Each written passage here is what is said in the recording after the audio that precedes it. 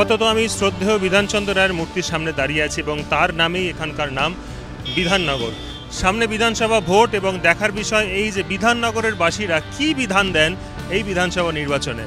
কিন্তু তার আগে যেটা দেখবো সেটা হচ্ছে এখানকার সাধারণ মানুষের সাথে কথা বলবো, জানবো তারা কেমন আছেন এবং বিধাননগরের এইবারের নির্বাচনের প্রার্থীদের সাথে কথা বলবো যে তারা কি প্রত্যাশা নিয়ে আসছেন বিধাননগরের বাসীদের জন্য।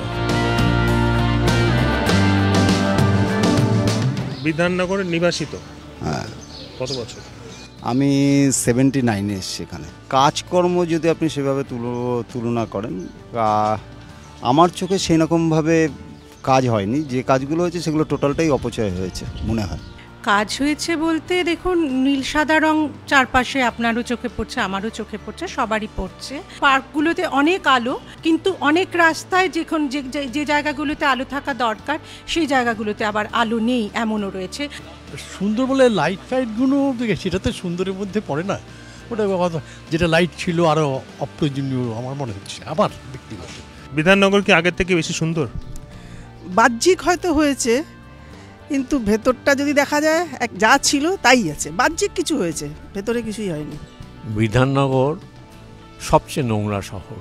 তো বিধাননগরে ন্যাচারালি লোকের কাছে তো বিধাননগর একটা মানে পশ্চিমবঙ্গবাসীর কাছে বিধাননগরটা একটা সুন্দর জায়গা হিসেবে, সবাই হিসেবে, আমার ক্লায়েন্ট থেকে শুরু করে আমার রিলেটিভস যারা আসে, they are very much proud of that.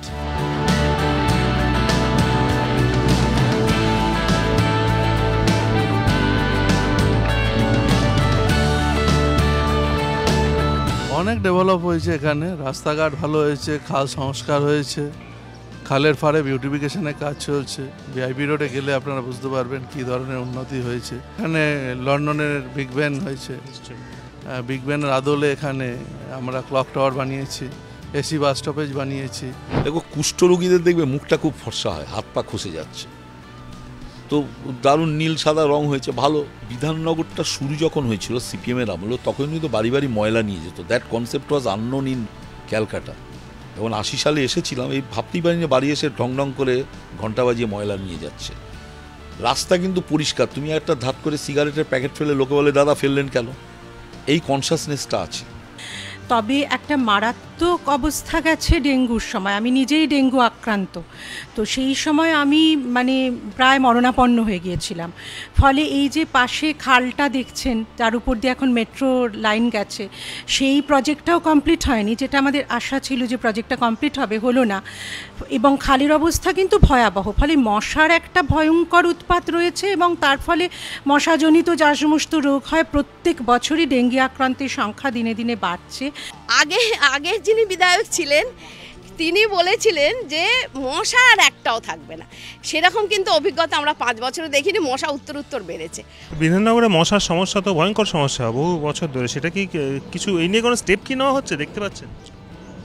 শুনুন, মাঝে মাঝে রাস্তা দিয়ে হচ্ছে ওরা তেল দেয় বটে, তেলটায় কতখানি তেল আর কতখানি জল বোঝা মুশকিল, এবং ওই তেলের কোনো এফেক্ট হয় না। এবং আরও কিছুদিন বাদে আমাকে দিনের বেলায় মশারি টাঙাতে হবে। আমার তো এমনি, আমি বাইরে ছিলাম, এখন এসছি, কিন্তু আমার দেখে আগের থেকে অনেক চেঞ্জ মনে হয়েছে। আমি যা আগে দেখেছি তার থেকে এখন অনেক অনেক ভালো।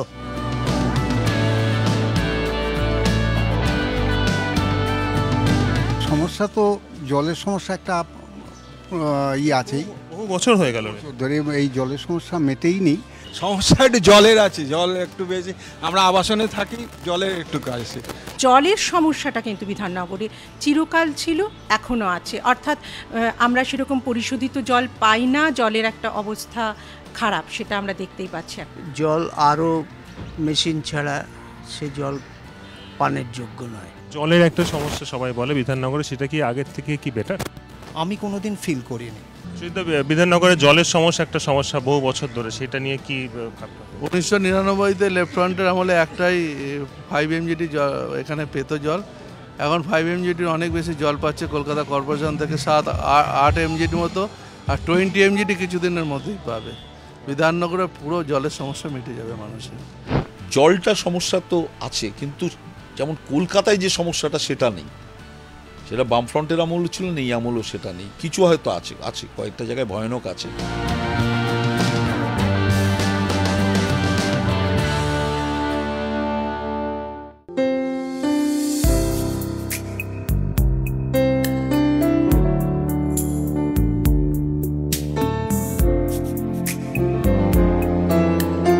জেনারেলি বিধাননগরে কত বছর কাজ করছো বল? এখানে অ্যারাউন্ড 10 মান্থস। সবথেকে বড় সমস্যা হচ্ছে কি ট্রান্সপোর্টেশন, অফকোর্স, কারণ আমাদের বেসিক্যালি অফিস থেকে প্রোভাইড করা হয়, তো কিন্তু সেটা কোনো কারণবশত মিস হয়ে গেলে অফিস আসাটা ইজ আ বিগ ট্রাবল। আমি একটু ধরে নিচ্ছি যে হয়তো তোমরা যেখানে কাজ করছো তোমাদের প্রত্যেকের অফিস ট্রান্সপোর্ট আছে, বাই চান্স যদি ট্রান্সপোর্ট মিস হয় তখন কি হয় সেইটা হচ্ছে তখন we have to get late, there is no other option than getting late.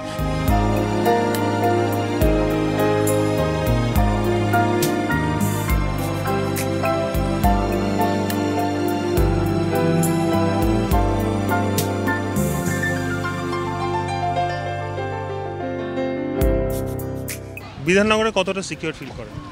হ্যাঁ, তো 1.5 বছর ধরে এখানে অফিস করছি, সিকিউরিটি আছে, তবে রাত্রিবেলাটা একটু ফাঁকা থাকে, তো অটো করে ট্রাভেল করতে একটু কোয়াইট ইনসিকিউর লাগে এই আর কি। ডেফিনেটলি খুব যে সিকিউরড আছি বলবো না, আমার মত কিন্তু খুব একটা সিকিউরড নয়। আমার নিজের বাড়িতেও মেয়ে আছে, আমি এখন মাঝে মাঝে একটু আতঙ্কিত হই, কারণ রিসেন্টলি বছরখানেক যে ঘটনাগুলো ঘটছে তাতে আমার মেয়ে যদি খুব রাত করে বাড়ি ফেরে এখন আমি খুব বিব্রত বোধ করি। I feel safe. সল্টলেকে নিরাপত্তার সমস্যা আছে, নিরাপত্তা সেইভাবে নেই। সল্টলেক অনেকটা তো স্ক্যাটার্ড, অনেকটা তো খোলামেলা নিরিবিলি জায়গা আছে, ফলে সেখানে আইন শৃঙ্খলা বা নিরাপত্তার সমস্যা কিছু আছে। এই 1 সপ্তাহ আগে ঘরের থেকে আমার পাশের বাড়ির একটা মোবাইল এবং একটি ল্যাপটপ চুরি হয়ে গেল দিনে দুপুরে। চুরির ডাকাতি এবং তার সঙ্গে মেরে রেখে খুন করে চলে যাচ্ছে সেই সংখ্যা তো আরও বেড়েছে, যেটা তো আমরা দেখতেই পাচ্ছি। রাউন্ড দেয় দেখি, কিন্তু সেইভাবে দায়িত্ব নিয়ে দেয় বলে মনে হয় না, নাহলে হবে কেন? যে কোনো মহিলা বা কেউ যদি বাইরে বেরোয় ছিনতাই হয়ে যাচ্ছে, ব্যাগ ছিনিয়ে নিয়ে যাচ্ছে, এটা তো মানে রাউন্ডটা যদি ঠিক মতন থাকে তাহলে তো তাড়া করে ধরতে পাওয়া যায়। আমাদের এখানে যে সিকিউরিটি ভিজিলেন্সটা আছে সেটা কলকাতার অনেক জায়গার থেকে বেটার, অনেক জায়গার থেকে বেটার।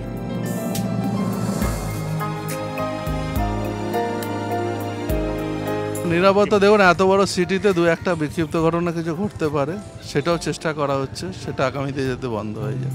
এবং আমি বলছি পুলিশ খুব ভালোই কাজ করছে, সব থেকে বড় এখানে কমিশনারেট হয়েছে, ল অ্যান্ড অর্ডার এখন ভালো হয়েছে বিধাননগরে। সভ্যতার যে অভিশাপ, আমার আশেপাশে আমি যখন প্রথম এসেছিলাম সবাই খুব বড় লোক, সব বুড়ো বুড়ি থাকে, বাড়িতে কোনো ইয়াং ছেলে নেই। রাতের বেলা আমার ডাক পড়তো, কারণ আমি একমাত্র গাড়ি চালাতে পারি, ড্রাইভাররা তো চলে যায় সব, তো বুড়োকে বা বুড়ি ঠাকুমা দিদিমাকে আমায় পৌঁছে দিতে হতো সেবায়। তো দিস ইজ দি কালচার, এটা সল্টলেকের। তুমি এখান দিয়ে যাবে কোনো লোক পাবে না এত বড় ইয়েতে, সুতরাং এই কালচার রয়েছে। সেখানে ল অ্যান্ড অর্ডার সিচুয়েশন তো হবে, একটা লোক ঢুকে গেলে পাশের বাড়ি জানে না।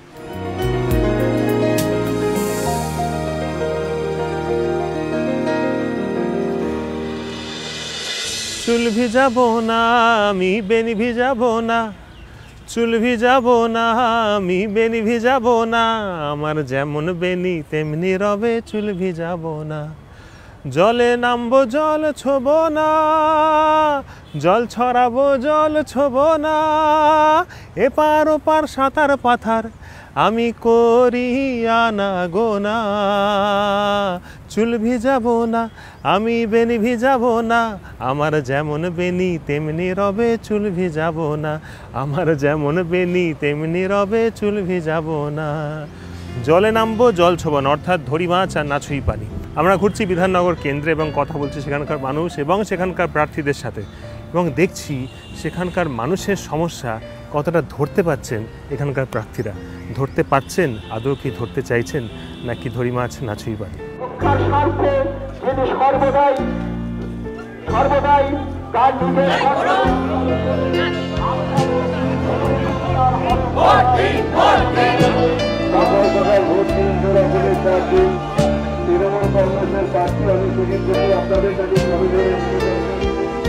লাস্ট ভোটের সময়তেও আমরা দেখেছি, সত্যিই আমরা যখন পোলিং স্টেশনে গেছি রীতিমতো আমরা থরথর করে কাঁপছি। আমার ছেলে যে বিএসসি স্টুডেন্ট একটা, সেও একা পোলিং স্টেশনে যেতে ভয় পাচ্ছিল। রাজনৈতিক হানাহানি এইগুলো মানে ভালো লাগে না।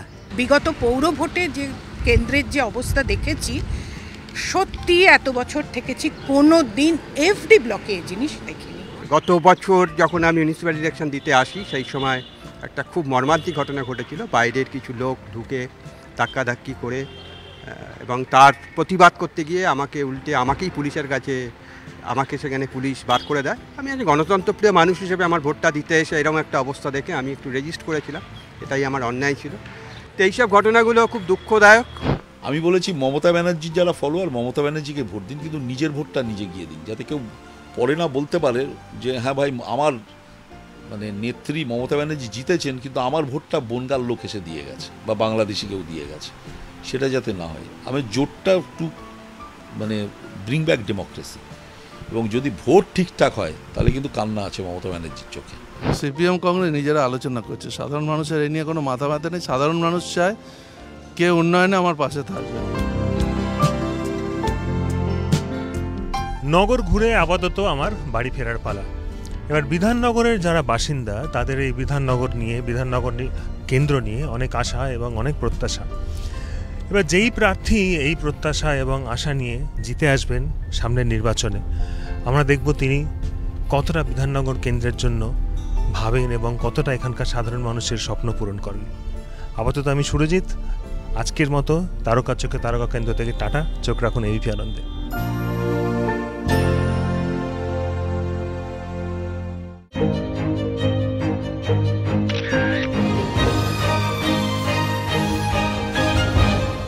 নিবেদন করছে অরিশ হেয়ার প্লাস প্রিমিয়াম, মজবুত চুল তাই মজবুত কনফিডেন্স।